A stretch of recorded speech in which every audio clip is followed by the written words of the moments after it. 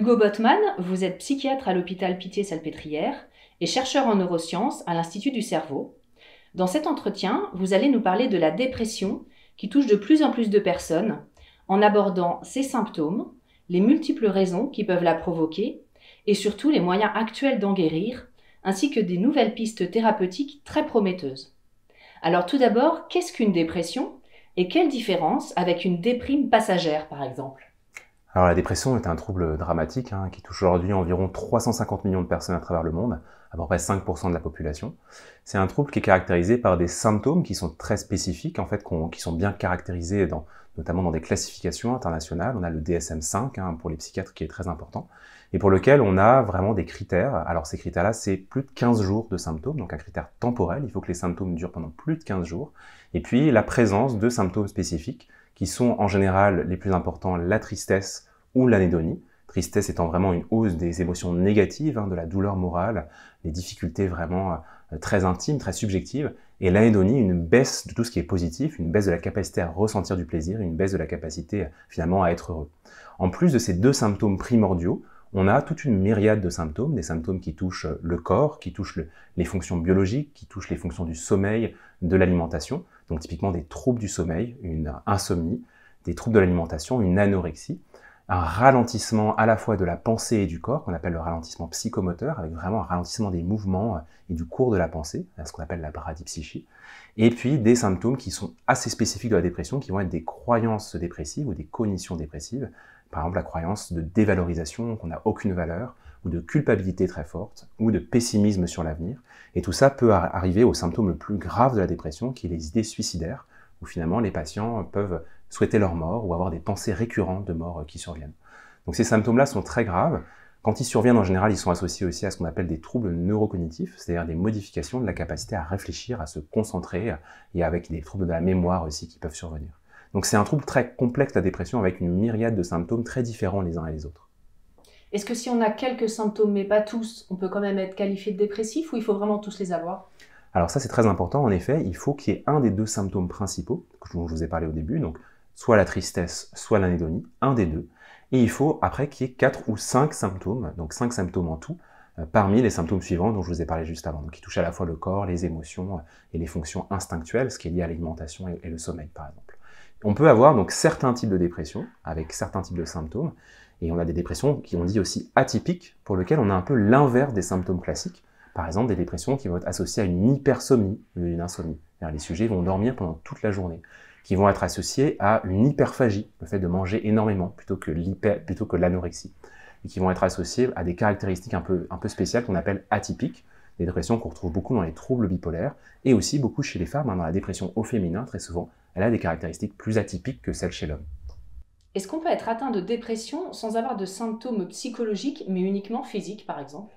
Tout à fait. Alors ça, c'est une des choses qui est très importante avec la dépression, c'est que très souvent, on a cette fausse idée de la dépression comme étant un trouble psychologique, comme étant uniquement des difficultés psychologiques. En fait, il faut revenir aux fondamentaux de la dépression. Avant tout, c'est un trouble corporel, c'est un trouble très biologique aussi, avec une expression très corporelle sur le corps des symptômes qui sont variables selon les cultures, notamment dans les cultures occidentales, on sait que c'est un peu plus de symptômes psychologiques qui sont au premier plan, mais donc au Maghreb, au Moyen-Orient, en Asie, on va avoir une myriade de symptômes très corporels aussi qui vont s'exprimer et qui parfois vont être la seule face émergée de la dépression. On a des patientes, par exemple, qui peuvent venir de Chine, qui vont avoir des céphalées très graves, persistantes, résistantes à tous les antalgiques possibles et les traitements des céphalées. Et en fait, c'est l'expression d'une dépression, de quelque chose qui est vraiment de l'ordre de la dépression et qui s'exprime par le corps. Chez certains patients, en fait, le discours de la dépression, il n'est plus du tout psychologique, mais il se mue dans un discours sur le corps, un discours très corporel.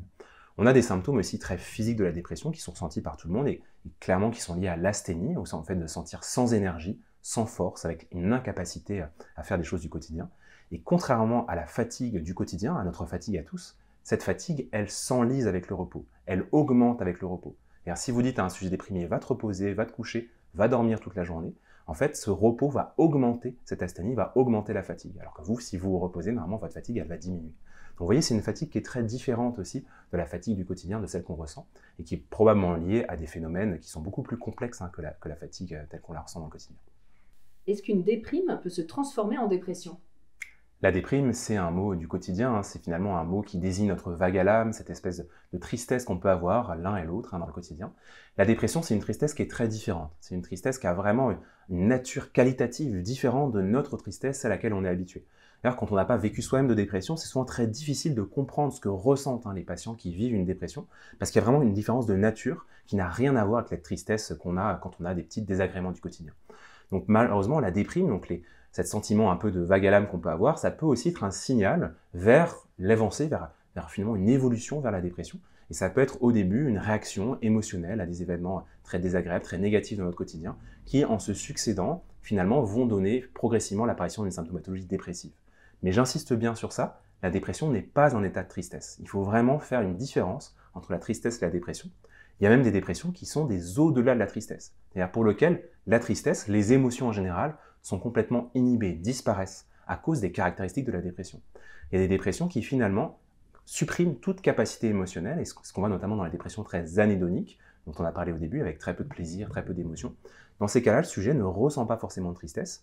Vous pouvez le recevoir, par exemple, le voir, discuter avec lui, il va vous dire « je ressens rien ». J'ai plutôt une anesthésie affective qui est présente. Et dans ce cas-là, c'est quand même une dépression, parfois des dépressions très graves, mais avec une absence de tristesse. Donc il faut bien faire attention à ce piège. La dépression, ce n'est pas de la tristesse, il y a des dépressions sans tristesse. Est-ce que des enfants peuvent être atteints de dépression telle que vous la décrivez?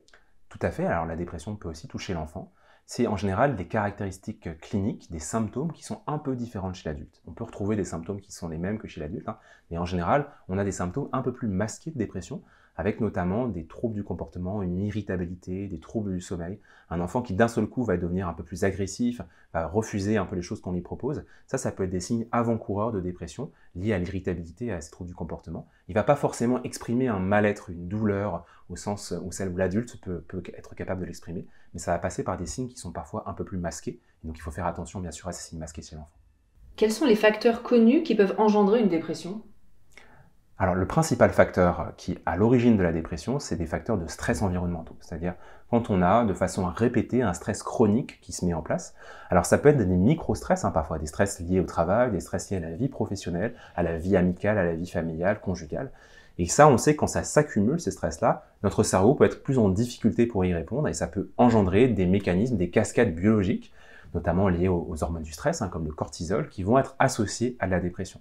Après, il y a des causes, on sait, qui sont aussi liées à notre vécu plus expérientiel infantile, tout ce qu'on a vécu dans notre enfance. Mais c'est pas parce qu'on a vécu quelque chose de très difficile dans l'enfance que forcément on va faire une dépression après. C'est plutôt, disons que chaque chose qu'on vit dans notre vie va laisser une empreinte dans notre cerveau, et cette empreinte, elle peut à certains moments créer un peu plus de vulnérabilité à développer un état dépressif.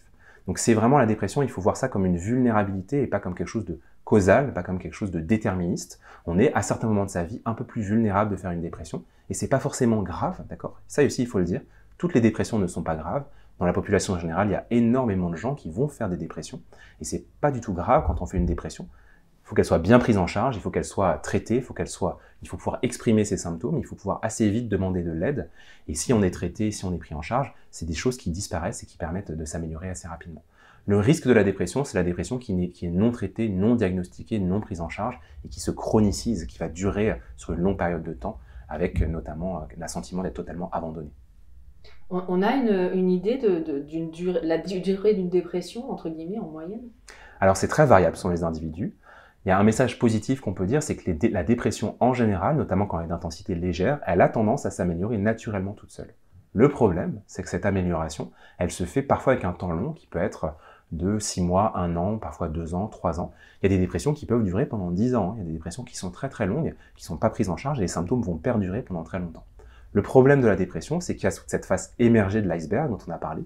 Les symptômes qu'on voit, c'est la tristesse, l'anédonie, tous les symptômes qu'on a détaillés juste avant. Et puis il y a la partie immergée de l'iceberg. Il y a celle qui est secrète, qui est cachée, et qui crée un peu ce qu'on appelle une morbidité rhizomatique, c'est-à-dire comme des rhizomes de bambou qui viennent un peu fragiliser la structure de l'individu, sa structure sociale, sa structure professionnelle, amicale, conjugale. Donc finalement, progressivement, c'est comme si les fondations sur lesquelles la vie de l'individu était bâtie, elles sont un petit peu fragilisées, elles sont un petit peu abîmées par la dépression. Et ça, quand la dépression elle dure, on a beaucoup plus de morbidité, on a beaucoup plus de conséquences sur sa vie. Et c'est pour ça qu'il faut faire en sorte que les épisodes soient le plus courts possible. Quand on fait des dépressions récurrentes, il y a plusieurs épisodes au cours de sa vie, c'est très important d'avoir une réduction du temps de durée des épisodes.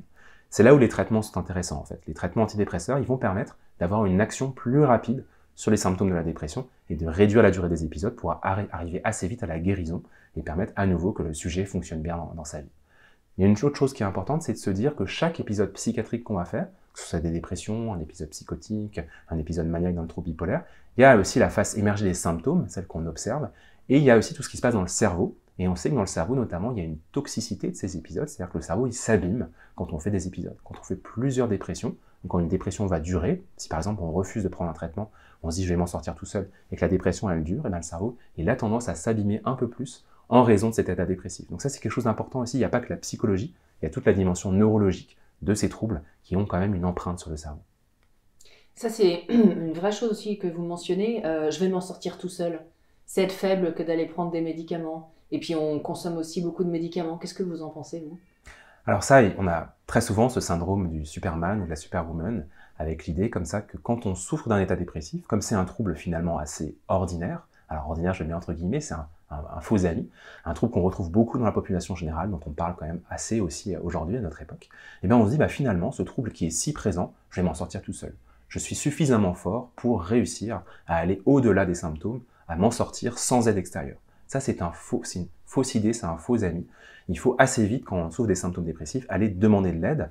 Et ça dépend. Alors l'indication au traitement peut dépendre de l'état dépressif, des symptômes. Il y a des dépressions pour lesquelles le psychiatre ou le médecin généraliste va pas forcément conseiller un antidépresseur, notamment quand elles sont d'intensité légère, liées à un événement qui va être probablement qui va changer, qui va être réduit dans l'avenir. Donc par exemple, si on a vécu un divorce, si on a vécu un décès, si on a vécu un changement professionnel, on peut se dire qu'avec l'avancée du temps, ces symptômes vont guérir tout seuls. Et puis il y a des dépressions qui sont modérées à sévères, et dans ces cas, le traitement antidépresseur devient quasiment indispensable, parce qu'il permet de réduire la durée de cet épisode et d'arriver à une guérison. Il faut rappeler quand même que quand vous introduisez un traitement antidépresseur, quand un médecin commence un traitement antidépresseur chez son patient, il y a environ un tiers des patients qui vont avoir une réponse, qui vont avoir une efficacité de ce traitement, après un seul traitement, d'accord ? Quand vous essayez un deuxième traitement, si par exemple le premier a été en échec, il y a environ encore un tiers qui vont répondre à ce deuxième traitement. Et donc il y a un tiers des patients environ qui vont ne pas répondre à ces deux traitements antidépresseurs qui ont été mis et qu'on va définir comme étant des dépressions résistantes au traitement. Et qui est vraiment un trouble aussi très grave. Et en général, c'est des dépressions qui s'enquistent dans le temps et qui sont beaucoup plus longues que les dépressions légères et modérées qu'on a évoquées juste avant. Est-ce qu'il y a des causes génétiques connues dans la dépression ? Alors le mot cause est complexe parce qu'en fait on sait qu'il y a certains variants génétiques, il y a certains patterns génétiques qui vont favoriser, qui vont donner un peu plus de vulnérabilité aux troubles de l'humeur en général. Donc le trouble de l'humeur c'est la trouble bipolaire et la dépression, mais en particulier la dépression, il y a certains gènes qui sont identifiés. Ça ne veut pas du tout dire que si on a ces gènes, on va développer une dépression. Il n'y a pas de causalité mendélienne, au sens d'un gène, une maladie de la dépression et des gènes de la dépression. C'est plutôt un ensemble de variants qui en général sont assez disséminés dans la population, assez répandus dans la population en général, et qui vont donner un sur-risque dans des facteurs de stress très particuliers, avec des expériences de vie très particulières, de développer finalement une dépression. Là où il faut être rassurant, c'est que c'est des gènes qui sont répandus chez beaucoup de gens dans la population, d'accord ? C'est pas du tout des gènes rares qui seraient vraiment présents chez quelques individus. Et c'est des gènes qui se retrouvent dans beaucoup de pathologies psychiatriques. C'est-à-dire qu'il y a très peu de gènes spécifiques d'un trouble en particulier. En général, on a un ensemble de gènes qu'on va retrouver dans les troubles de l'humeur, dans les troubles psychotiques, et qui vont être un peu disséminés aussi dans les différents troubles psychiatriques. Il y a une autre chose qui est importante, c'est qu'il y a des hypothèses qu'on dit évolutionnistes sur la dépression, c'est-à-dire en disant que finalement, les symptômes de dépression, ils seraient apparus au fur et à mesure de l'humanité pour répondre à certains besoins écologiques, environnementaux, liés à la survie de l'individu. Et notamment, ces hypothèses évolutionnistes, donc qui sont basées aussi sur ces études liées aux gènes, elles supposent que les comportements dépressifs, c'est-à-dire quand on se met en repli, quand on a tendance à moins explorer le monde, à plutôt être en position un petit peu défensive, repli, et bien finalement, dans des environnements où les ressources elles diminuent, les ressources alimentaires, les ressources sociales, notamment sexuelles, et bien finalement, c'est une position qui favorise la survie, parce qu'on va finalement permettre de se mettre en mode hibernation et de plus survivre. Donc il faut se méfier de ces hypothèses évolutionnistes, c'est toujours des hypothèses qui viennent un peu poser des théories sur des choses qu'on observe, difficile de les prouver, mais en tout cas c'est intéressant parce que ça nous fait un petit pas de côté. Les symptômes de la dépression, peut-être aussi qu'ils ont une valeur au sens pour l'humanité en entier, c'est-à-dire avec des moments où on ralentit un petit peu son activité, et parfois on peut voir chez les sujets qui ont fait des dépressions, un changement de vie, un changement d'activité professionnelle, un changement de vie conjugale, avec des choses qui n'allaient pas tout à fait dans leur vie, et la dépression finalement vient faire symptôme, et vient faire cette espèce de déclencheur aussi d'un changement pour aller vers une vie meilleure. Est-ce que des traumatismes enfouis par la mémoire traumatique peuvent engendrer plus tard des dépressions? Alors, c'est une question qui est complexe, parce que c'est difficile d'étudier cette association. Alors, dans la littérature, c'est très connu depuis très longtemps que avoir en fait des expériences infantiles traumatisantes, notamment des psychotraumatismes, des choses graves ou moins graves parfois, eh bien, ça peut générer des fragilités qui après vont se répercuter sur la vie de l'individu et vont modifier un peu ses expériences et la façon dont il va réagir aux expériences de vie qu'il va vivre après. Donc, les grandes théories cognitives, notamment la dépression, on peut penser à Aaron Beck, qui est un grand psychiatre qui est mort il n'y a pas très longtemps, qui a fait une grande théorie cognitive, qu'on dit la théorie de Beck de la dépression, où finalement il imagine qu'il y a des espèces de modèles cognitifs, donc liés à nos pensées, implicites, totalement inconscients, qui sont un peu construits dans l'enfance, qui sont construits à l'aide de nos expériences, à la façon dont les parents se comportent avec nous, dont l'environnement immédiat avec lequel on va être en contact, et qui progressivement, au fur et à mesure de la vie de l'individu, vont un petit peu se moduler, mais vont aussi avoir une influence sur la génération de ses pensées, sur les biais cognitifs, sur la façon dont il perçoit les expériences du monde environnant. Donc finalement, l'idée un peu de Beck et de cette théorie cognitive, c'est quand même le paquet de choses qu'on vit dans l'enfance va continuer à influencer et à modifier un peu la capacité à générer des émotions, la capacité à générer des croyances et des comportements dans la vie de l'individu. Et tout ça, bien sûr, est relié aussi à un surrisque parfois d'avoir des dépressions, notamment quand on a eu des environnements très aversifs, traumatiques, quand on a vécu des expériences extrêmement difficiles. Que sait-on de ce qu'implique la dépression sur le fonctionnement même du cerveau? Alors, la dépression, il y a des signatures, il y a des corrélats neurologiques qui sont associés à ce trouble. Alors, à ces troubles, d'ailleurs, parce qu'on l'a vu, il y a plein de dépressions différentes, et en fonction des symptômes, il y a aussi des différences qu'on observe sur le plan neurologique. Plusieurs choses déjà qu'on peut évoquer, c'est dans le cerveau, il y a l'interaction, donc ce qu'on appelle la communication fonctionnelle finalement entre différentes aires cérébrales.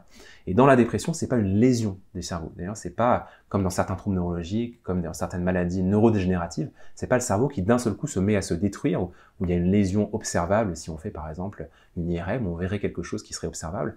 C'est plutôt un défaut de communication entre les aires cérébrales, c'est-à-dire que la façon dont les aires interagissent entre elles, donc notamment le cortex préfrontal et puis des zones plus centrales comme le cortex singulaire antérieur par exemple, et bien la façon dont elles communiquent, ces aires cérébrales, est un petit peu dysfonctionnelle, un petit peu différente d'un sujet qui n'a pas de dépression.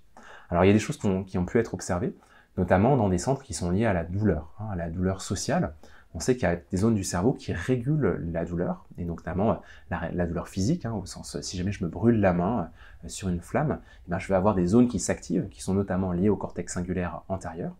Et bien dans le cerveau, ces zones-là ont évolué de façon très très proche des zones qui régulent la douleur sociale. Et notamment, si jamais j'ai un sentiment d'exclusion, si je me fais exclure d'un groupe, imaginons je suis en train de discuter avec des amis et d'un seul coup, ces amis me disent « maintenant, va-t'en ».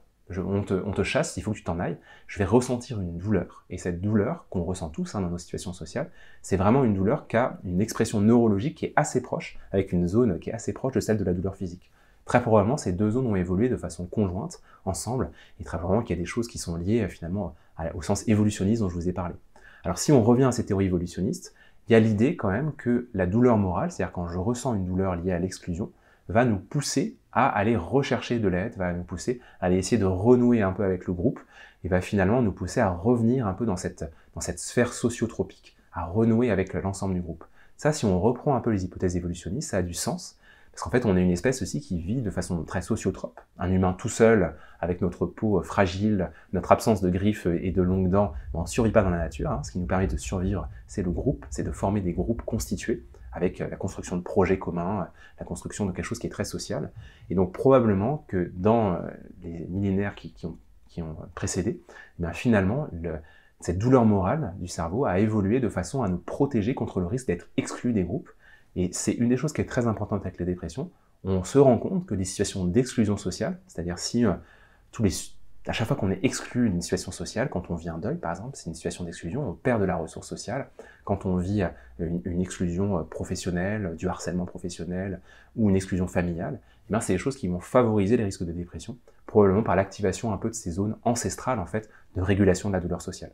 Donc ça, c'est une hypothèse qui a beaucoup été travaillée, notamment à la Pitié-Salpêtrière, et qui a du sens au plan évolutionniste. Alors, il y a des débats actuellement sur le rôle de la sérotonine, vous allez nous expliquer ce que c'est, dans le cerveau, et son implication dans la dépression. Donc, a priori, on a longtemps pensé que la dépression était en partie due à cette baisse de sérotonine, et aujourd'hui, des études montrent que d'autres neuromédiateurs auraient également un rôle, comme la dopamine ou la noradrénaline par exemple. Or, les médicaments antidépresseurs ont essentiellement un rôle sur la sérotonine. Est-ce que vous pouvez nous expliquer cela, et du coup, que penser des antidépresseurs actuels à la lumière de ces nouvelles découvertes ?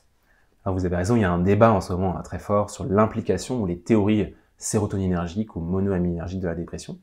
Les antidépresseurs tels qu'on les connaît aujourd'hui, majoritairement, c'est des antidépresseurs qu'on dit monoaminergiques, c'est-à-dire qu'ils vont jouer sur les monoamines. Les monoamines sont des neurotransmetteurs parmi lesquels on retrouve la sérotonine, la noradrénaline, la dopamine, par exemple, qui sont les 3 monoamines principales. Et en fait, ces monoamines dans le cerveau, c'est pas les neurotransmetteurs principaux. Les principaux neurotransmetteurs dans le cerveau, qui sont un peu à la base de l'alphabet cérébral, c'est-à-dire la façon dont les aires cérébrales communiquent entre elles, comme on en a parlé tout à l'heure, c'est plutôt le glutamate, qui est très présent dans le cerveau, et le GABA, le glutamate ayant un rôle excitateur, plutôt activateur, et le GABA un rôle inhibiteur. Et on sait donc que l'architecture fonctionnelle, la façon dont les aires communiquent entre elles, c'est plutôt sur ces deux neuromédiateurs, et les neuromédiateurs monoaminergiques, la sérotonine, la dopamine, la noradrénaline, vont moduler un peu cette communication. C'est une sorte de modulation, donc on dit que c'est des neuromodulateurs plutôt que des neurotransmetteurs impliqués directement dans la transmission des messages. Donc ça c'est très important parce que ça veut dire que les antidépresseurs qu'on utilise, ils jouent plutôt sur des neuromodulateurs que sur les neurotransmetteurs impliqués directement dans l'activité cérébrale. Alors ça nous ouvre aussi d'autres pistes de recherche, parce que si on sait que le glutamate est si important, eh bien, on peut se dire, mais est-ce qu'on modulerait pas un peu le glutamate pour améliorer justement les symptômes de la dépression? On a des antidépresseurs d'action rapide aujourd'hui, c'est-à-dire des antidépresseurs qui ont une efficacité sur les symptômes beaucoup plus rapide que les antidépresseurs classiques, comme la kétamine par exemple, qui vont être ciblés justement les voies glutamatergiques, qui vont moduler un peu plutôt le glutamate et un peu moins les monoamines. Vous savez que les antidépresseurs, aujourd'hui, quand on commence un traitement antidépresseur, il faut attendre environ 2 semaines à 1 mois avant d'avoir des effets subjectifs d'amélioration de ces symptômes. Alors il faut se méfier d'ailleurs un peu de ça, parce que très souvent on a l'impression que les antidépresseurs ils marchent pas dans les premières semaines, ils n'ont pas d'effet, alors qu'en fait ils ont des effets, mais des effets qui sont inconscients et qui sont totalement cachés. Si par exemple vous prenez une première prise d'antidépresseur, quelques heures après la première prise, après la prise de fluoxétine par exemple, ou de sertraline, eh bien, vous allez avoir une modification de la façon dont vous générez des émotions, de la façon dont vous percevez les émotions faciales sur les visages des autres, de la façon dont vos pensées vont être générées. On a des petites choses comme ça qui sont liées à des micro-phénomènes très inconscients, on n'est pas du tout conscient de ces phénomènes, mais qui vont modifier un peu notre rapport avec le monde. Et dans les théories actuelles sur les antidépresseurs, on a l'idée que finalement, c'est ces micro-processus de modification, notamment dans le traitement des émotions, qui progressivement vont s'accumuler au fur et à mesure de la prise de l'antidépresseur et vont permettre l'amélioration subjective de l'humeur. Donc des petites choses inconscientes qui finalement se transforment en quelque chose qui est une amélioration consciente de notre état. Donc ça, c'est assez important parce que ça met un petit pas de côté par rapport aux théories sérotoninergiques de la dépression. La sérotonine est très importante pour la régulation des émotions, pour la régulation de l'humeur, mais c'est pas parce qu'on a une baisse de sérotonine qu'on a une dépression. C'est pas un lien aussi causal que ça. Et la sérotonine est probablement l'un des neuromodulateurs impliqués dans la dépression, et c'est beaucoup plus complexe que ça. Est-ce qu'il existe aujourd'hui des façons d'augmenter ce glutamate ou de mieux le réguler dans le cerveau? Alors le glutamate, il ne faut pas trop l'augmenter parce que il est neurotoxique quand il est en trop grosse quantité dans le cerveau. Donc il faut modifier un petit peu la façon justement dont il est transmis, la façon dont il est régulé. Donc finalement, les traitements dont je vous ai parlé, comme la kétamine, les modulateurs glutamatergiques, ils vont modifier un petit peu la façon dont le glutamate est relâché, par exemple, dans la fente synaptique, c'est-à-dire les petites fentes entre les neurones. Il ne va pas forcément augmenter le taux global du glutamate. Si vous apportez du glutamate en plus, en fait, vous allez plutôt créer une mort neuronale. Donc c'est pas une bonne idée. Mais en tout cas, la modulation du glutamate, c'est une voie de recherche très importante pour les traitements, disons, d'avenir contre la dépression. Et les psychédéliques, probablement, alors les psychédéliques, c'est des molécules qui vont jouer sur des récepteurs plutôt sérotoninergiques, la 5-HT2A notamment, mais c'est des molécules qu'on sait aussi qui vont avoir un effet sur le glutamate. Donc très probablement que le glutamate est une voie un peu centrale d'effet des antidépresseurs en général. Quels sont les traitements les plus couramment proposés aux personnes atteintes de dépression actuellement, et vers quoi cette prise en charge évolue, si elle évolue en ce moment? Donc, actuellement, les traitements, si vous allez voir votre médecin généraliste, votre psychiatre, et que vous demandez un traitement antidépresseur, ou qu'il vous propose un traitement antidépresseur, il va proposer un traitement qu'on dit monoaminergique. Donc les traitements qui modulent la sérotonine, la noradrénaline majoritairement, et parfois un petit peu la dopamine, c'est un peu plus rare. Et donc ces traitements-là, soit ils sont très purs, donc on dit que c'est des inhibiteurs sélectifs de la recapture de la sérotonine, c'est-à-dire qu'ils vont vraiment inhiber la recapture dans la fente synaptique de la sérotonine, donc ils vont augmenter le taux de sérotonine, soit ils sont un petit peu mixtes, un petit peu hybrides, et dans le cas, c'est des inhibiteurs de la recapture de la sérotonine et de la noradrénaline. Ils vont jouer sur les deux choses. Après, il y a des molécules qui sont encore plus hybrides, qu'on dit tricycliques, qui vont moduler à la fois la sérotonine, la noradrénaline, et d'autres molécules, un peu plus la dopamine aussi. Et puis, selon les molécules, il y en a qui sont plus ou moins pures, plus ou moins impures. On a des molécules comme la fluoxétine, par exemple, qui vont avoir une multimodalité d'action. La vortioxétine, aussi une nouvelle molécule, qui agissent sur beaucoup de voies de neurotransmetteurs. Et donc, sur le plan pharmacologique, c'est des molécules qui ne sont pas totalement juste des modulateurs de la sérotonine. En fait, elles vont jouer sur d'autres choses. Et si vous avez des traitements d'action rapide, donc typiquement, si vous êtes dans une unité d'hospitalisation et qu'on vous propose un traitement par kétamine, ben la kétamine, elle va agir plutôt sur des voies glutamatergiques. Voilà. Est-ce qu'il existe aujourd'hui un moyen de personnaliser le traitement et de voir comment ça se passe dans le cerveau de la personne? Est-ce qu'une prise de sang peut voir ce genre de choses ou pas du tout C'est une question de recherche qui est très importante. Alors, par exemple, au Mood Center à Paris-Saclay, il y a pas mal de chercheurs qui essayent de travailler sur des espèces de signatures biologiques pour essayer de comprendre, de trouver des biomarqueurs de réponse aux antidépresseurs, en se disant, j'ai un premier patient qui va très bien répondre à la venlafaxine, par exemple, un deuxième qui va très bien répondre à la sertraline. Donc, dès le début de l'épisode, je vais leur prescrire ces molécules pour éviter justement que l'épisode dure dans le temps. Aujourd'hui, on l'a dit tout à l'heure, un tiers des patients qui vont seulement répondre au premier antidépresseur. Donc, avoir des biomarqueurs pour essayer, avant même d'introduire le traitement, de savoir sur quel traitement le patient va être sensible, ça permettra d'accélérer les choses, d'avoir beaucoup moins d'effets indésirables et d'avoir des traitements qui soient beaucoup plus précis. Alors ça peut passer par la pharmacogénétique, donc par l'étude du lien entre l'effet des traitements, l'effet des molécules et la génétique. Ça peut passer par la recherche de signatures biologiques, donc typiquement des marqueurs d'inflammation, des marqueurs sanguins qui vont être liés à l'efficacité d'un antidépresseur. Et ça peut passer par des marqueurs aussi qu'on dit computationnels ou cognitifs, où on va chercher à avoir des mécanismes, des symptômes un peu différents sur lesquels certains antidépresseurs vont être plus efficaces. Les psychiatres, ça le font un peu naturellement, c'est-à-dire ils savent très bien que si un patient a plutôt une dépression anédonique, donc avec très peu d'envie, très peu de plaisir, ils vont avoir plutôt tendance à prescrire certains types de molécules, des dépressions qui vont être plutôt liées à la tristesse, très pure, d'autres types de molécules. Donc de façon un peu intuitive, le psychiatre le fait, mais la science permettra probablement d'affiner ces outils et d'avoir une validation scientifique en fait de cette intuition que les psychiatres ont en général. Est-ce que l'on peut prendre des antidépresseurs toute sa vie ou est-ce que ce médicament ne devrait être prescrit que sur une période donnée? Et quels sont les effets secondaires des antidépresseurs à long terme? Alors, déjà, si on prend un peu de recul par rapport à cette question, en fait, les antidépresseurs, en général, pour un épisode classique, ils sont prescrits pour une durée limitée. C'est-à-dire, on a un épisode dépressif caractérisé, avec une symptomatologie sévère ou modérée, et le psychiatre, le médecin, va proposer un traitement antidépresseur pour une durée qui va durer en général de 6 mois, 1 an et demi parfois. Ce qu'on conseille, c'est qu'à la guérison de l'épisode, au moment où il y a plus de symptômes ou quasiment plus de symptômes, on poursuive encore l'antidépresseur pendant à peu près 6 mois. C'est-à-dire, donc, vous vous sentez mieux, vous avez l'impression que l'épisode c'est derrière vous, vous continuez l'antidépresseur pendant environ 6 mois pour renforcer, pour consolider un petit peu cette amélioration. Si vous l'arrêtez, il y a un risque de rechute. Donc c'est pour ça qu'on considère qu'il faut continuer un petit peu. Une fois que l'épisode est totalement guéri, qu'on a passé cette période de 6 mois, par exemple, on peut tout à fait, avec l'accord de son médecin, arrêter l'antidépresseur. C'est tout à fait licite de se dire, j'ai eu un moment de traitement et j'arrête l'antidépresseur. C'est comme j'ai une douleur physique, je prends un antalgique pour enlever la douleur, et une fois que la douleur est partie, j'arrête l'antalgique. Il ne faut pas faire trop de métaphysique avec ces antidépresseurs. Très souvent, ce que je dis avec les patients, on a tendance, de façon très sociétale, à faire vraiment des injonctions métaphysiques sur les antidépresseurs. C'est pas moi, ça va me transformer, c'est une molécule qui a trop d'effets, ça a des effets indésirables, j'ai pas le droit de prendre ça, je me sens coupable de prendre ça. Il ne faut pas en faire de métaphysique, c'est des molécules comme les autres, qui ont une efficacité, qui ont des effets indésirables, qui ont des indications, et quand elles sont bien administrées, ces molécules-là, en général, tout se passe bien, il n'y a pas d'effets indésirables ressentis. Alors après, certains patients peuvent avoir des dépressions récurrentes, donc des troubles notamment bipolaires ou unipolaires, avec dans les troubles unipolaires, c'est-à-dire quand il n'y a pas de trouble bipolaire, la possibilité d'avoir des traitements antidépresseurs au long cours. Et chez certains patients, l'antidépresseur peut être pris à vie, et encore une fois, c'est pas du tout c'est pas le cas général, mais il n'y a pas de contre-indication à prendre un antidépresseur toute sa vie, notamment quand on a finalement des dépressions récurrentes, et quand l'antidépresseur permet d'empêcher qu'il y ait des épisodes dépressifs qui se succèdent. Donc c'est possible de prendre un antidépresseur à vie, mais ce n'est pas le cas le plus général, et en général, on a un traitement antidépresseur pour une période donnée, et après on l'arrête. Est-ce qu'on a des pistes sur pourquoi certaines personnes n'arrivent pas à refonctionner entre guillemets normalement et pourquoi d'autres vont avoir besoin de cette aide toute leur vie? Alors il y a des pistes de recherche notamment qui sont encore en cours pour essayer de comprendre les dépressions récurrentes, les dépressions résistantes au traitement. C'est des pistes qui vont à la fois des neurosciences, donc vraiment quelque chose de très fondamental, très biologique, jusqu'à la psychiatrie clinique, pour essayer de comprendre, notamment dans l'environnement des patients, ce qui pourrait se passer.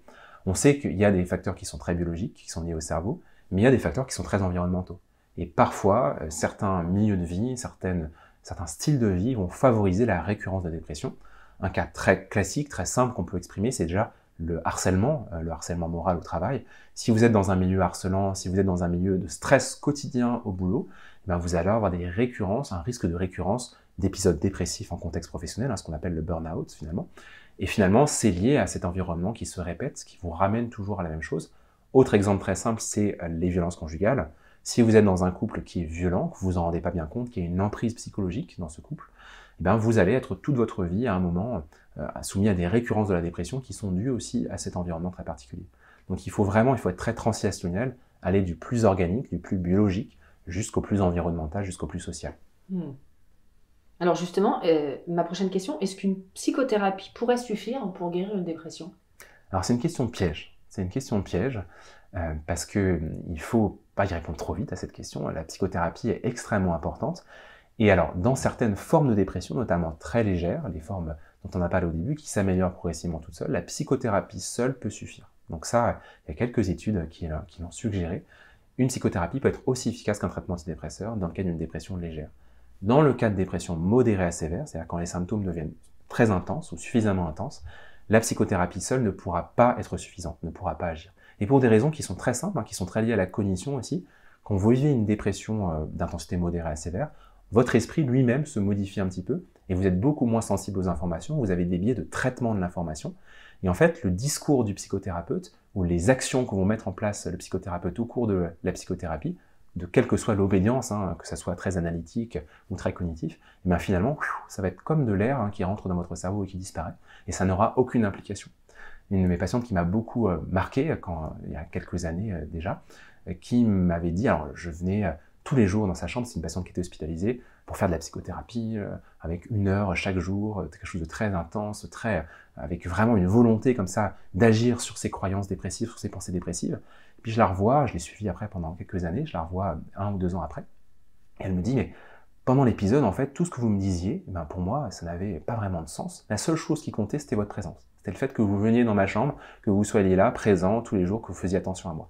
Les mots exacts que vous avez dit, la technicité psychothérapeutique que vous avez pu employer, ça n'avait aucun sens pour moi. Finalement, ça n'a aucun sens.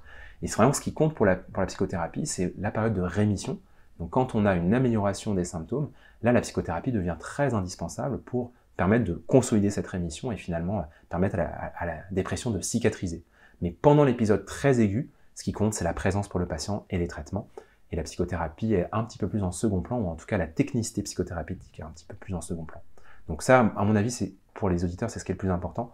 Épisode aigu, on a une présence, on a l'importance des traitements. Et puis après, dans la rémission, la période plutôt de chronique, on va mettre en place des psychothérapies qui vont permettre de cicatriser. Est-ce que le sport a un impact sur la dépression? Et si oui, comment? Alors bien sûr, le sport a un impact. Il y a tout un champ de recherche qui commence à trouver des résultats très intéressants de l'implication du sport. Il y a des papiers notamment publiés dans des grandes revues internationales qui montrent qu'une activité physique, alors pareil, il n'a pas d'obédience sportive, c'est pas plus l'escrime, le jogging, la natation, c'est une activité physique en général, permet de prévenir et de réduire les symptômes de la dépression. Alors encore une fois, attention, c'est pas quand on est en un épisode dépressif très grave, qu'on n'arrive plus à bouger, qu'on est au fond de son lit, qu'il faut sortir les malades et les mettre au jogging de force en les forçant à faire 40 km. Non, ça se passe pas comme ça. Mais en tout cas, avoir une activité sportive régulière va protéger des risques de faire une dépression. Et dans la période de rémission, dans la période d'amélioration, on sait aussi que ça améliore, ça augmente la rapidité d'efficacité des antidépresseurs, en faisant en sorte que le malade sorte plus rapidement de cet état dépressif. Ça, c'est une chose qui est importante. Il ne faut pas forcer les malades à sortir de leur lit, mais il faut quand même, dans la dépression, favoriser des stimulations sensorielles, favoriser de l'activité physique, et ne pas laisser justement les malades s'enliser dans le repos. Le repos, on l'a vu, c'est quelque chose qui vient engouffrer le malade dans une espèce d'abîme sans fond, et le repos a tendance plutôt à détériorer, à augmenter l'intensité de la dépression. Donc il faut au contraire favoriser un petit peu d'activité physique, un petit peu de signaux sociaux, un petit peu d'exposition à la lumière, très important, quelque chose qu'on conseille beaucoup aux malades. Sortez le matin, pas trop tard de chez vous, prenez un petit peu la lumière, parce qu'on sait que c'est des choses qui sont très importantes pour la régulation des cycles nictéméraux, donc de veille et de sommeil, et c'est des choses qui améliorent les symptômes. Et est-ce qu'on sait un peu plus concrètement pourquoi le sport prévient la dépression et comment il agit dans le cerveau? Alors le sport, il va avoir plein d'actions. Déjà, il va modifier des neurotransmetteurs, donc des neurotransmetteurs qui sont liés, alors qui peuvent être liés à la dopamine, aux endorphines aussi. Et puis il va modifier aussi la façon dont le corps et le cerveau communiquent. Donc c'est-à-dire, quand vous avez une activité sportive, vous allez moduler un peu un axe qui est très important dans la dépression, dont on n'a pas parlé, qui est qui est la balance entre l'axe sympathique et parasympathique. Donc en gros, votre axe sympathique, c'est votre axe qui vous permet de répondre à un danger, de répondre à quelque chose un peu imminent dans l'environnement, soit pour fuir, soit pour combattre. Votre axe parasympathique, au contraire, c'est quelque chose qui va diminuer votre activité, qui va vous permettre de vous mettre au repos et qui va faire en sorte que vous avez un état d'apaisement. Dans la dépression, on voit qu'il y a une dérégulation très forte de cet axe sympathique-parasympathique, avec un parasympathique qui a tendance à diminuer en termes d'intensité et un sympathique qui a tendance à être activé dans des situations qui n'ont pas lieu d'être. Donc typiquement le matin, vers 4h, 5h du matin, quand vous dormez profondément, que votre cortisol est très bas, que votre axe parasympathique est très fort et que votre axe sympathique est très bas, et bien dans la dépression, on va avoir une activation de l'axe sympathique, une augmentation du cortisol, et qui va créer d'un seul coup cette espèce de réveil anxieux du sujet déprimé vers 4-5 heures du matin, réveil beaucoup plus précoce que dans la population générale. Le sport, il va réguler un petit peu ça, en permettant justement qu'il y ait une meilleure adaptation de cette balance sympathique-parasympathique, et une adaptation de tous ces signaux corporels qui sont transmis par le cœur, des signaux cardiaques, des signaux viscéraux, et qui vont permettre d'être mieux intégrés par le cerveau, et de faire avoir une meilleure harmonie qu'on dit interoceptive, entre le corps en train de faire du sport et le cerveau qui s'adapte à tout ça. Et que penser de toutes les techniques de respiration ou le yoga, etc. Est-ce que ça aussi, ça peut jouer? C'est des techniques qui sont très importantes, qui sont alors beaucoup plus étudiées aujourd'hui. Donc les techniques qui modulent la relation corps-cerveau, donc notamment les techniques de cohérence cardiaque, les techniques de mindfulness, de méditation, les techniques qui sont liées à la sophrothérapie, c'est des choses qui sont utilisées par les cliniciens, par les psychothérapeutes depuis des générations. Et là, aujourd'hui, la science s'y intéresse de plus en plus pour essayer de trouver justement les corrélats cérébraux, neuroscientifiques, qui vont être associés à l'efficacité de ces techniques. Alors, il y a des choses qui sont très intéressantes, la cohérence cardiaque. Donc, la cohérence cardiaque, c'est une technique de modulation du système parasympathique, notamment du nerf vague, qu'on peut faire grâce juste à une modification de notre respiration. Alors c'est très simple, on fait des inspirations de 5 secondes et des expirations de 5 secondes. C'est vraiment 5 secondes, pas 4, pas 7, sinon ça marche pas aussi bien. Pendant environ 5 minutes, et on a un effet assez prolongé qui va durer 2-3 heures d'apaisement et d'augmentation de l'activité du système parasympathique, sans forcément de pensée associée, c'est quelque chose de très mécanique, qui module en fait le nerf vague, qui module la façon dont les signaux montants qui viennent du corps sont intégrés par le cerveau. D'autres techniques sont utilisées, en mindfulness, en méditation. On a aussi des techniques de concentration sur des signaux corporels ou sur des signaux liés à l'environnement qui vont modifier un petit peu cette relation entre le corps et le cerveau, entre l'esprit et l'organique, et qui vont faire parfois d'avoir une amélioration des symptômes dépressifs, des symptômes anxieux. Alors pareil, comme tout à l'heure, quand vous êtes très déprimé, avec des ruminations très intenses, dans la période très aiguë de votre épisode, la méditation ou la cohérence cardiaque, elle peut être très difficile à mettre en place. Si vous ruminez toute la journée sur le passé, sur des pensées négatives, sur des culpabilités excessives de choses que vous avez fait dans votre vie, vous allez vous mettre en état de méditation, vous n'allez pas réussir à méditer. Vous allez avoir une perturbation, une infiltration des pensées négatives. Donc ces techniques, on les garde plutôt pour la rémission, pour la période aussi chronique, après pour la consolidation de l'amélioration de la dépression. Alors depuis quelques années, les études sur la prise de psychédéliques, comme la psilocybine et le LSD notamment, montrent des résultats incroyables sur la dépression et sont prescrits dans certains pays, comme la Suisse ou les États-Unis par exemple. Est-ce que vous pouvez nous expliquer comment ça fonctionne sur le cerveau, ces psychédéliques, et où est-ce qu'on en est en France dans la recherche et dans l'application de traitements possibles? Alors les molécules psychédéliques, là pour rappeler, c'est des molécules donc, qui sont connues depuis des millénaires, qui font partie de l'humanité depuis très longtemps, notamment la psilocybine, qui est issue d'un champignon qui est présent dans beaucoup de régions du monde, ce qui fait que beaucoup de cultures ont été en contact avec cette substance, et ça a participé notamment à pas mal de ce qu'on appelle l'antéogénèse, la génération de certains mythes, de certaines caractéristiques religieuses, et pas mal de pratiques religieuses. Et donc ça, c'est des choses qui sont très connues. Alors à l'époque d'ailleurs, il faut le rappeler, c'est pas les patients qui prenaient les psychédéliques, c'était une personne qui était un chaman, quelqu'un choisi justement, qui prenait le psychédélique et qui allait avoir une parole divinatoire ou une période médicale qui allait permettre finalement d'émerger grâce aux effets psychédéliques. Donc en fait, il prenait le champignon, il allait avoir ce trip psychédélique très intense, il allait pouvoir délivrer cette parole à un patient ou dans un contexte religieux, un contexte culturel. Aujourd'hui, on a un peu inversé ce paradigme, c'est-à-dire que c'est plus le clinicien, c'est plus le psychiatre qui va prendre le psychédélique, mais c'est le patient. Et on se rend compte en fait que les psychédéliques ont des effets antidépresseurs d'action rapide. Alors pas tous les psychédéliques, mais en tout cas certains. Donc avec une amélioration parfois très rapide en quelques heures ou en quelques jours des symptômes de dépression, qui vont parfois pouvoir perdurer pendant plusieurs semaines. Il y a quelques études qui montrent comme ça qu'on a des effets un peu à long terme finalement de ces effets psychédéliques, parfois avec une seule prise. Donc ça change des antidépresseurs qu'on prend tous les jours, où finalement on a besoin de cette régularité. Parfois une seule prise de psychédélique, dans certaines études, ont montré une efficacité prolongée. Alors il faut se méfier de cette littérature, qui est encore une littérature débutante, qui est encore une littérature, en tout cas moderne, contemporaine, là, depuis 5 dernières années, qui a encore beaucoup de choses à faire, beaucoup de choses à prouver, mais il y a des indices, il y a des signaux très positifs de l'efficacité, notamment de la psilocybine, de la kétamine, qui est un psychédélique apparenté, c'est pas tout à fait un psychédélique, mais apparenté, et d'autres traitements, notamment liés à ce qu'on appelle le DMT, donc c'est quelque chose qu'on trouve dans l'ayahuasca, ou par exemple, alors vous avez parlé de l'LSD, il y a il y a peu d'études qui montrent des effets antidépresseurs, donc d'autres traitements qui vont avoir des effets antidépresseurs. Alors ça c'est très important, c'est une littérature qu'il faut suivre et auquel on fait très attention. On a créé avec Luc Mallet, Lucie Berkovitch, Bruno Roméo, donc qui sont tous les 3 psychiatres, une section au sein de l'Association de psychiatrie biologique française dédiée aux psychédéliques justement pour essayer de défendre et de comprendre un petit peu cette apparition et cette évolution de ces traitements dans la pharmacopée psychiatrique moderne. Alors, quand je dis apparition, c'est faux, parce qu'en fait, les psychédéliques existaient depuis déjà très longtemps, et surtout dans les années 50, il y a eu une utilisation déjà en psychiatrie qui était beaucoup moins régulée, un petit peu moins scientifique que celle qu'on fait aujourd'hui, des psychédéliques, avec déjà des indices d'effets thérapeutiques assez importants, mais aussi des dérives, et notamment aujourd'hui, on essaye d'éviter ces dérives pour permettre que ça reste un champ scientifique, ça reste un champ clinique, et que ça soit au service des patients et au maximum sécurisé pour les patients.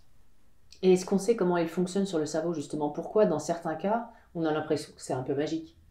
Alors les psychédéliques, ils ont, contrairement aux antidépresseurs classiques, donc on a dit les antidépresseurs monoaminergiques, vous en prenez un antidépresseur, vous n'allez pas ressentir d'effets subjectifs, c'est-à-dire il y aura des effets qui sont totalement inconscients, mais vous n'allez pas vous sentir d'un seul coup mieux, vous n'allez pas vous sentir différent de ce que vous étiez avant. Les psychédéliques, quand on en prend, ou les apparentés, comme la kétamine, on va avoir des sensations très subjectives, très intenses pendant la durée de prise, qui varient selon la molécule, avec par exemple pendant la kétamine c'est environ 45 minutes à peu près d'administration, la sensation de sortir de son corps, la sensation de flotter, la sensation de s'enfoncer un petit peu dans le matelas ou dans le sol, ou que les membres s'allongent. Et puis pour la psilocybine par exemple, qui est un psychédélique plus classique, des sentiments d'égo-dissolution, c'est-à-dire de perte du sentiment de connexion avec soi-même et un sentiment de connexion très forte avec le monde environnant, comme si d'un seul coup on était en connexion avec l'univers, avec un sentiment très profond, qu'on dit océanique, vraiment de bien-être et de connexion. Et des molécules comme le LSD qui vont être un peu plus hallucinogènes, avec un peu plus de modification des perceptions. Donc chacune de ces molécules a des effets différents, et ces effets, subjectivement, sont vécus comme étant très intenses, parfois comme étant un peu mystiques d'ailleurs par les patients. Sous kétamine, sous psilocybine, des patients peuvent dire j'ai une sensation un peu mystique, un peu spirituelle. Moi-même, je suis athée, je ne comprends pas très bien pourquoi j'ai eu cette sensation-là. Je ne mets pas forcément des mots très religieux sur tout ça, mais j'ai une sensation de contact avec quelque chose d'un peu mystique. Ce sentiment-là est très profond et très étudié pour essayer de comprendre justement l'efficacité thérapeutique de ces molécules.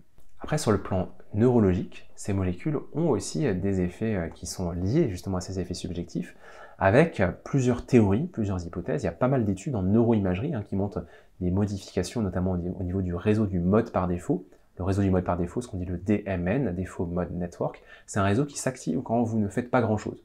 Vous rentrez chez vous en métro le soir, vous rêvassez un petit peu dans votre lit. Quand vous n'avez pas d'activité mentale vraiment active, et d'un seul coup, il y a une imagination, il y a une sorte de pensée un peu autonome qui se met en place comme ça. Ça, c'est l'activation du réseau du mode par défaut. Donc ça, on sait que c'est un petit peu modifié par les psychédéliques. Et puis, ça modifie aussi des zones qui sont liées au traitement des émotions, notamment les émotions faciales, la façon dont on voit les émotions sur le visage des gens. Les psychédéliques vont modifier un petit peu ça. Et aussi, ça, c'est des études qui sont faites en ce moment, on se rend compte que ça modifie un peu la façon dont le cerveau va générer des croyances, des prédictions sur le monde environnant. Et ça va moduler un petit peu ces prédictions cérébrales et faire en sorte que parfois on est un peu plus sensible aux signaux de l'environnement, aux signaux extéroceptifs, donc qui sont liés à l'environnement extérieur, ou interoceptifs, qui sont liés à l'environnement intérieur. Et on va avoir une modification du traitement de ces informations qui est induite par les psychédéliques et qui pourrait être reliée à la fois aux effets psychédéliques très classiques, subjectifs, et aussi aux effets antidépresseurs très intenses qui sont vécus par les patients. Donc il y a un lien probablement très fort entre la phénoménologie, ce qu'on ressent quand on prend des psychédéliques, les effets dans le cerveau et les effets cliniques antidépresseurs qui sont ressentis. Ce lien, il est encore à découvrir, à explorer. C'est un champ d'études immense pour l'avenir.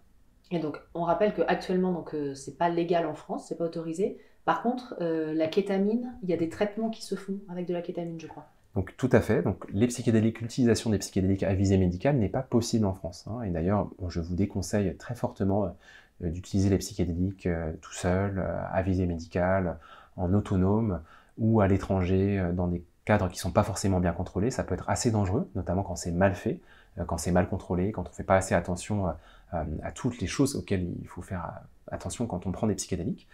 Par contre, il y a des traitements qui sont des psychédéliques apparentés, donc notamment la kétamine, ou la S-kétamine, sous forme intranasale, qui peuvent être utilisés notamment dans les hôpitaux français spécialisés.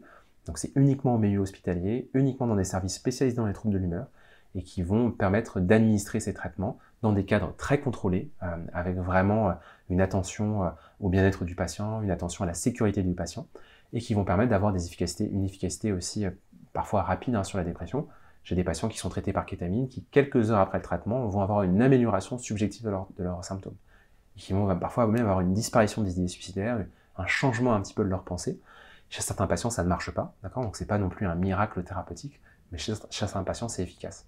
Si jamais vous avez une dépression résistante au traitement, vous pouvez tout à fait candidater dans des centres qui font de la kétamine et leur demander par exemple d'être intégrés dans un protocole de traitement pour bénéficier de ce traitement. Les conditions d'admission dans ces centres sont quand même assez spécifiques, donc il y a par exemple des choses qui vont être regardées, et c'est pas pour tout le monde, c'est pas dès que vous avez une dépression, il faut avoir de la kétamine, c'est uniquement dans des cas très spécifiques de traitement.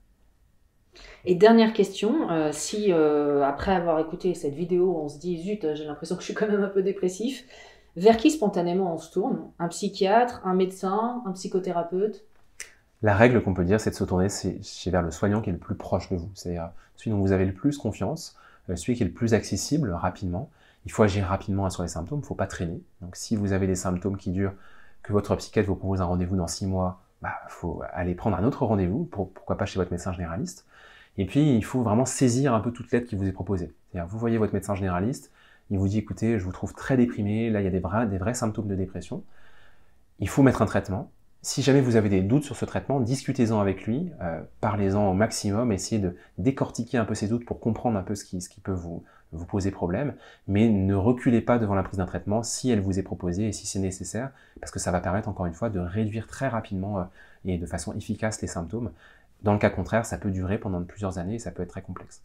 Pour toute dépression, quand même, ce que je conseille, c'est qu'il y a un moment quand même un psychiatre qui puisse être consulté. Alors si jamais c'est un rendez-vous qui est très tardif, prenez avec le médecin généraliste en premier et commencez les traitements.